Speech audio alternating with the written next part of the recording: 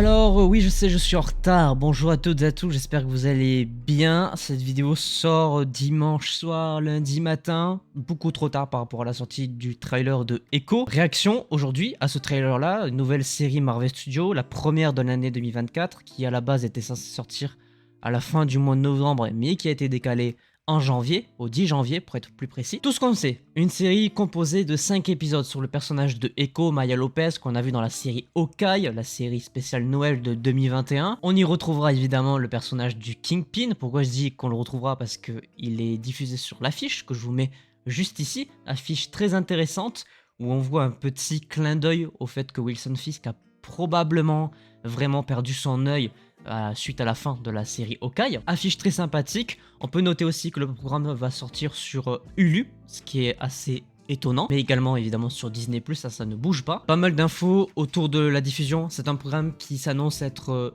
Peggy 18, c'est la toute première fois que ça arrive du côté de Marvel Studios, et qui s'inscrit dans un nouveau label, dans une entité différente de Marvel Studios, puisqu'ils ont créé Marvel Spotlight. Et en gros, c'est des programmes un petit peu plus streetwear, des programmes où on ne sera pas obligé de connaître à 100% le MCU pour les regarder. Et a priori, la série Echo s'intègre bien à cette thématique-là. Pour citer un autre exemple d'un programme qui est déjà sorti et qui aurait complètement pu être dans ce label, c'est Moon Knight, qui faisait très peu de rappels au MCU actuel. Donc voilà, ils ont enfin pris les devants, et surtout c'est un programme Peggy 18, et j'ai hâte de voir ça. Mais justement, on va le voir de suite. Je vous propose de réagir à ce petit trailer. Alors, trailer d'une durée de un tout petit peu moins de 2 minutes, mais personnellement j'en attends beaucoup, puisque s'ils annoncent du Peggy 18, moi je veux voir du sang, je veux voir du Wilson Fisk tabassé bien comme il faut. Bref, on y va.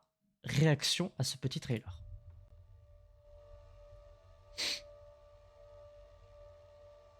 Ça, c'est clairement Maya plus jeune, Maya enfant.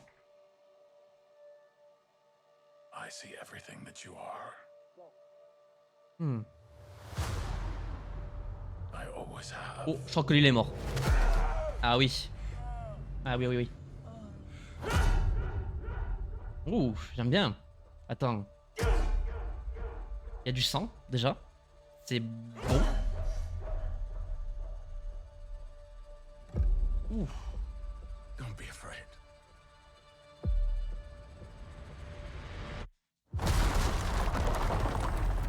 Ah oui, d'accord.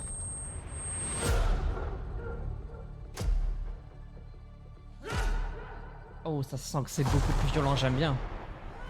You have so much pain in you. Donc elle a bien une prothèse à la jambe. So much rage. That you can't contain it.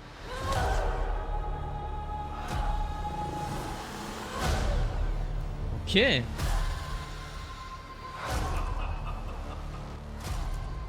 Oh waouh, ah oui, ok, c'est bien violent.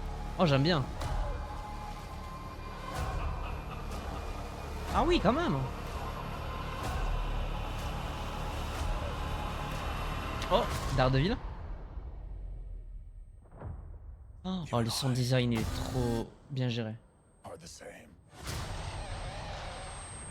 What? So, Ouais, donc il a bien récupéré quand elle était enfant, quoi.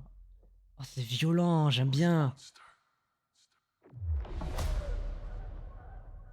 Oh la vache. Ah oui, et notez que tous les épisodes sortent en même temps le 10 janvier sur Disney+. Ça fera 5 vidéos réaction review, ça je peux déjà vous le dire. Il est vachement... En fait, il en dévoile pas beaucoup ce trailer, mais il est hyper dark. Même dans sa colorimétrie, hein. On sent les couleurs, c'est très très sombre la plupart du temps. Beaucoup de blanc, de noir, de gris, très intéressant. Donc on comprend que Wilson Fisk a récupéré Maya quand elle était petite, puisqu'a priori les gens se moquaient d'elle. J'imagine qu'il y a un truc autour de ça, du harcèlement et tout. Donc c'est intéressant. Donc il l'a élevée, ce qui fait qu'elle est devenue combattante. Mais on le voit à la fin de la série Hawkeye, elle lui tirait une balle dans l'œil. Mais je pense que globalement elle est peut-être moins d'accord avec sa manière de faire, mais...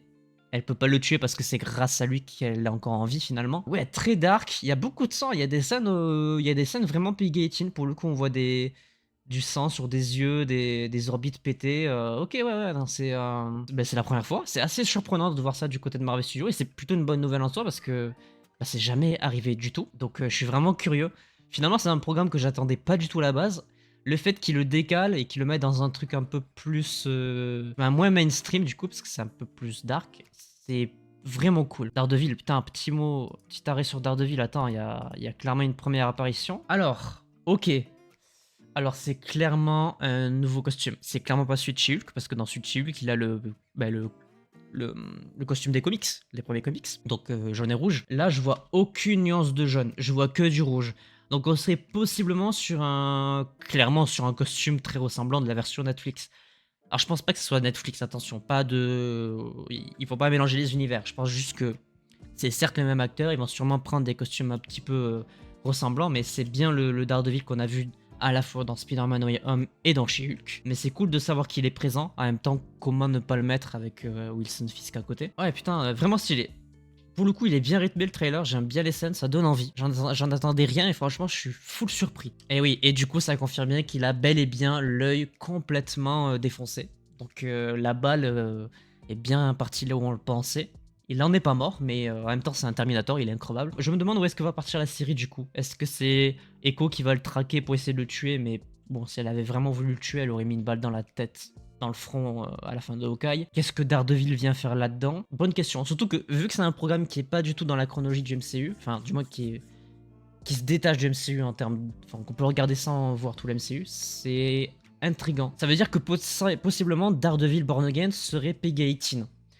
Ce qui est une très bonne nouvelle. Ça ne peut être que le cas, surtout qu'on sait qu'il y a The Punisher dedans. Et oui, et je comprends mieux du coup aussi le changement du logo, qui fait beaucoup plus sombre et qui fait moins gentil que le premier de base. Ok, bah très très positif. J'en attire que du bien pour le moment. J'ai très hâte de voir un petit peu ce que va proposer ce programme. En plus, on a les épisodes le même jour, 5 épisodes d'affilée. On aura l'occasion d'en reparler évidemment. Bref, sur ce, j'espère que cette petite réaction au trailer de Echo, la prochaine série Marvel Studios, vous aura plu. N'hésitez pas à laisser un petit pouce bleu, à vous abonner, à activer la cloche pour ne pas manquer les prochaines vidéos. Et sur ce, portez-vous bien. C'était votre Captain. À la prochaine.